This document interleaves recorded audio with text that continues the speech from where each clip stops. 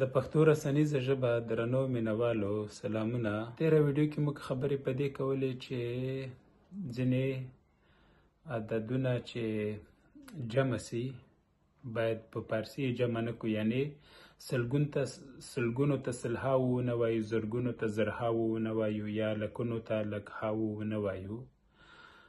او نن بیا په دې خبره کوو چې عددي صفت متمم یا بشپړان چې دا باید د فارسي په اغیز ونه لیکو، او تر ډیره دا پښتو کې شته هم نه، خو رسنوال په تیره د کابل یا د افغانستان رسنوال د فارسي په اغیز دغه کلمې لیکي، لکه اراده، باب، قبضه او حلقه. پښتو کې دې کلمو ته اړتیا نشته او ساده خبره باید وکړو. اوس مثال د خوست پولیسو 25 حلقې ماینونه کشف او شنډ کړل. دلته خاص وایي چې 25 ماینونه یې کشف کړل. دانو ته هم اړتیا نشته چې 25 دانې ماینونه یې کشف کړل.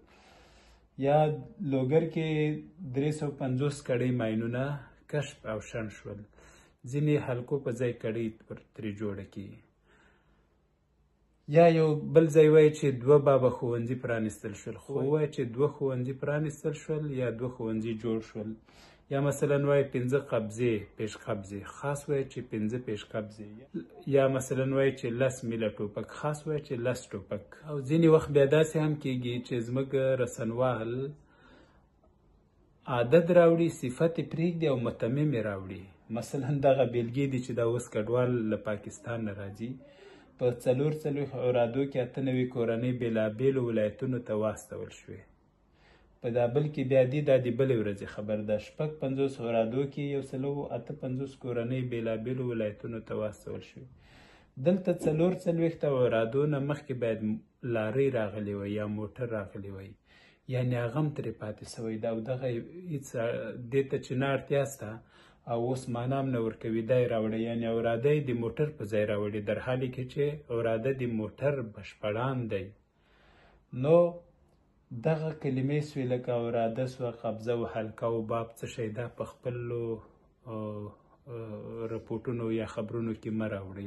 بله خبره دا هم ده چې دا خو موږ بحث په دې و چې رسنیو کې تر ډیره نه کاریږي، د رسنیو اړوند شیانو کې ځینې ځایونو کې بیا د عددي صفت بشپړان یا متمم کاریږي، او همدغه د شمېر ستاینوم هغه وخت کاریږي چې وضاحت ته اړتیا وي. او بیا که همدا بشپړان رانوړو، مخاطب په اصلي مفهوم نه پوهیږي. اوس مثال ده، یو جوړ کالي، یوه لپه اوربشې یا یو تان رخت.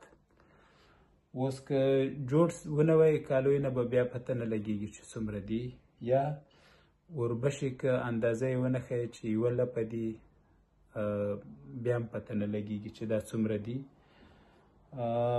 بل دا هم ده چې پښتو کې یعنې موږ خپل دغه لرو عددي صفت بشپړاند. په تیره بیا دا کوچیانو کې ډېر دي. اوس لکه ډنګر، سر، بوده. اوس دوی چې غواوې شماري، کوچیان وایي 2 ډنګره غواوې یا 5 ډنګره غواوې، مطلب یې دا وي چې 5 غواوې لري.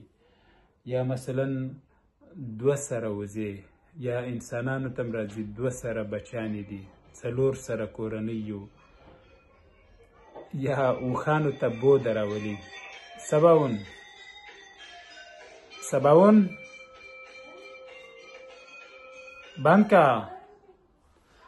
یا د اوښانو لپاره بوده راولي، 2 بوده اوښان، 10 بوده اوښان، یعنې 10 دانې اوښان. نو دا د شمېر ستاینوم پر متمم خبرې شوې.